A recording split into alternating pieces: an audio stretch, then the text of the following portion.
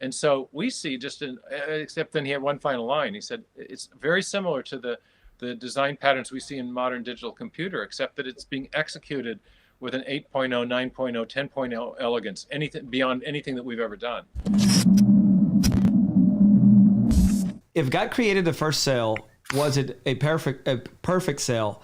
Did God created the first virus, and did decay come from sin and or evil?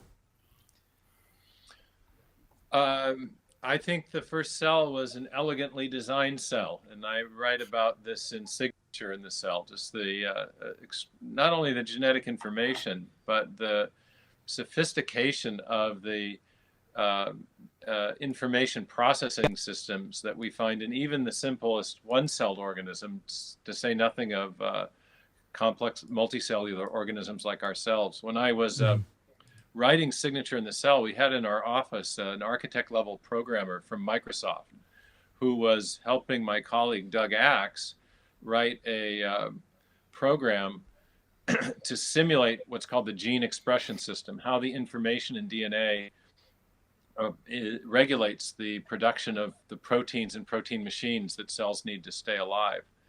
And one day he walked into my office and he threw a book down on my table very dramatically. He's a big, tall guy with kind of a shock of wild scientist-looking hair. And he said, Steve, I get an eerie feeling that someone has figured this out before us. And I said, what do you mean? And the book, I looked down, it had the title Design Patterns. And it's apparently a standard textbook for software engineers and developers. And he explained to me that a design pattern was a sophisticated means of storing or processing information. And he said, as I'm writing the code to simulate what's going on in the DNA and in the gene expression system, I'm discovering there are all kinds of recognizable design patterns that we know of through high-tech digital computing. You've got automated error correction inside the cell. You've got a spell check on your laptop. We've got something similar inside the cell. We've got automated error correction. We've got nested coding of information. We've got information layered on top of other information. We've got, and he just ticked off all these sophisticated design patterns that were necessary to understand in order to write code to simulate how the DNA is being regulated. And so we see except then he had one final line. He said, it's very similar to the design patterns we see in modern digital computer, except that it's being executed with an 8.0, 9.0, 10.0 elegance, anything beyond anything that we've ever done. So we still see powerful evidence of that aboriginal design at the foundation of life.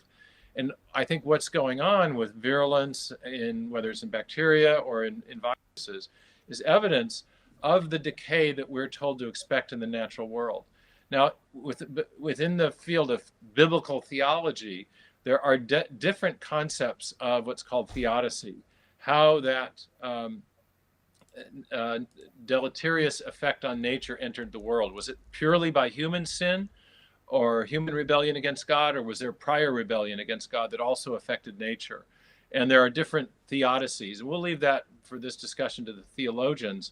But the idea is that what we're told to expect biblically is those two things: decay as well as design as well as decay. And we see them both. And the Bible provides a backstory about how that happened. And biblical scholars interpret that backstory differently, but it has to do with rebellion against the Creator. And I think that's the Judeo-Christian understanding of why we live in a world that wasn't as it was first intended.